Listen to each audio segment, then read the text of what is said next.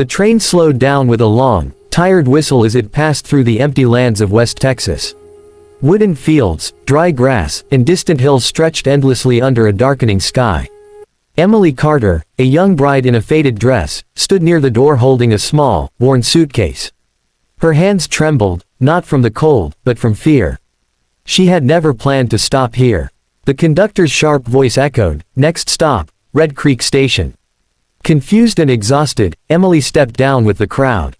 The train doors slammed shut behind her before she could think. In seconds, the train disappeared into the distance, its lights fading like the last bit of hope she carried.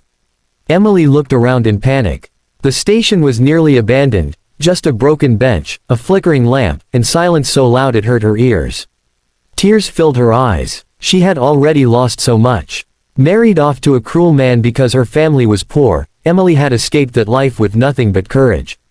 Tonight, she only wanted to reach her aunt's house in California. Instead, she stood alone in a place she had never heard of. The wind blew hard, lifting dust into the air. Emily hugged her suitcase close to her chest. "God, please help me," she whispered. The sound of coyotes echoed far away, making her heart race. She considered walking, but the road stretched endlessly, dark and dangerous. Just then, she heard the slow sound of hooves. A horse-drawn wagon appeared from the dirt road beside the station. Sitting on it was an elderly man with a strong posture and kind but tired eyes.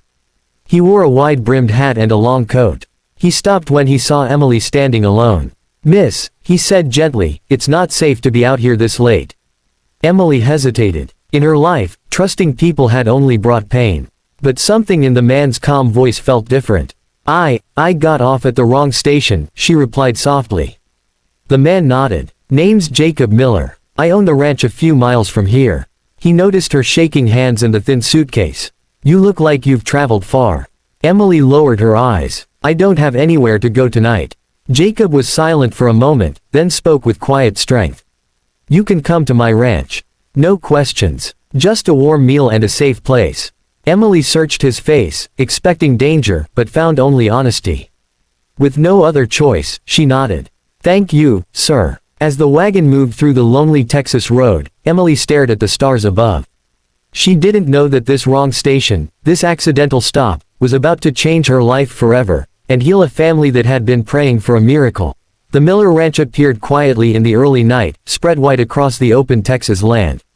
Wooden fences stretched far into the darkness, and a warm yellow light glowed from the main house. As Jacob helped Emily down from the wagon, she noticed how peaceful everything felt, too peaceful, as if the place had been waiting for someone. Inside, the house was clean but unusually quiet. The walls held old family photographs, and the air smelled of coffee and wood. Emily set her small suitcase near the door, suddenly feeling shy in such a large home.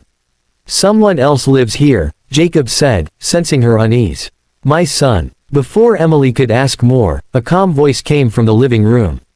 "Papa, is that you?" "Yes, Noah," Jacob replied. "We have a guest." Emily stepped forward slowly. Sitting near the fireplace was a young man in his mid-20s. His eyes were open but unfocused, staring gently into nothing. A walking stick rested beside his chair. "This is Noah Miller," Jacob said softly. "My son is blind." Emily felt her heart tighten. Noah turned his head slightly toward her, as if he could feel her presence. "Good evening, ma'am," he said with a warm smile. "Your footsteps sound light." Emily was surprised. "I'm Emily," she replied quietly. From the moment she spoke, Noah's expression changed. His smile deepened. "Your voice, it feels kind." Jacob noticed it too. For the first time in a long while, his son looked truly at peace.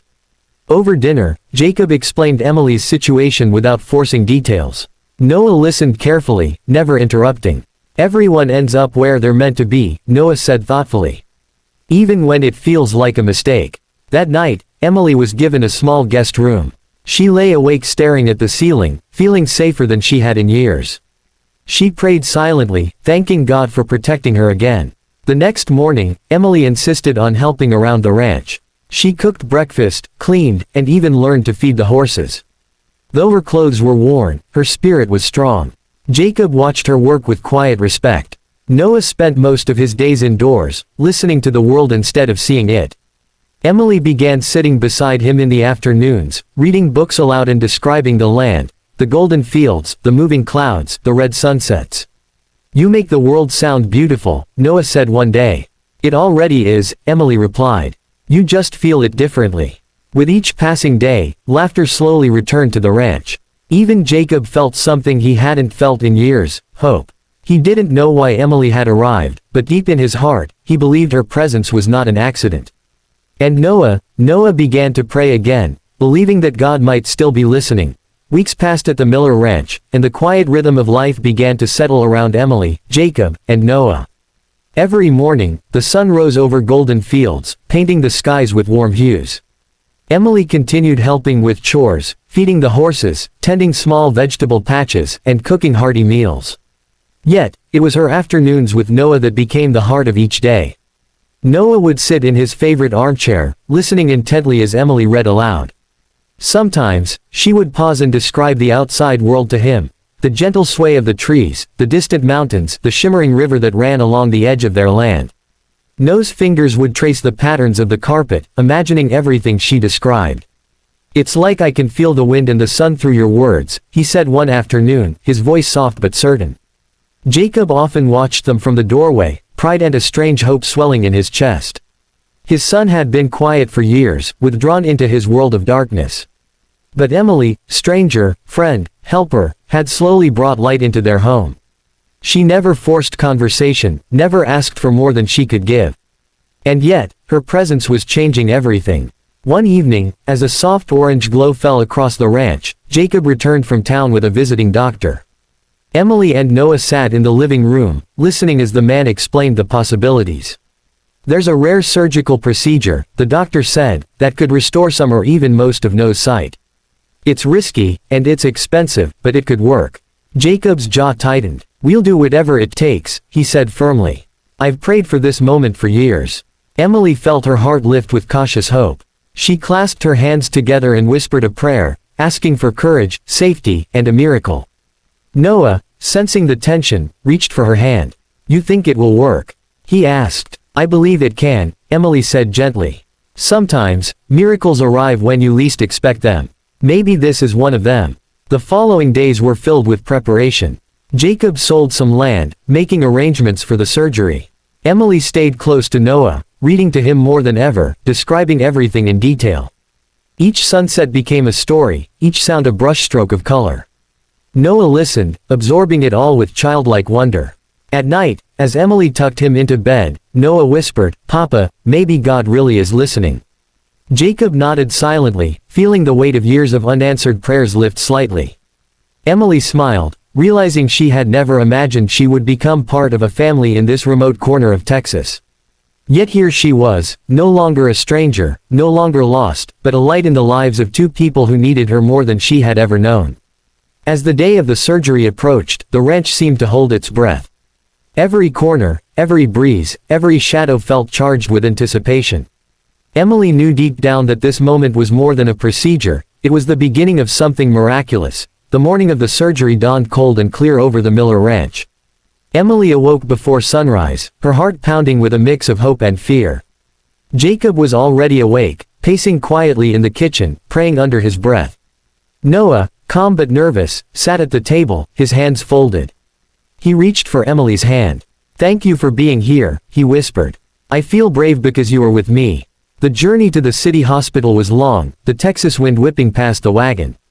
Emily held Noah's hand tightly, whispering comforting words, describing every tree, every hill, every shift of sunlight they passed. "Soon you'll see it all for yourself," she said. Noah squeezed her hand, eyes closed, trusting her completely. Hours later, the surgery began. Jacob and Emily waited in the sterile hospital room, hearts heavy with worry. Jacob's lips moved in silent prayers, Emily's fingers twined nervously in her lap. Finally, after what felt like an eternity, the doctor emerged. His expression was unreadable for a moment before softening into a smile. "The surgery was successful. He will regain sight, he's going to see again." Jacob let out a deep breath, tears filling his eyes. "Thank you, Lord," he whispered. Emily's chest ached with relief. They returned to the ranch with careful excitement, preparing for Noah's first moments of vision.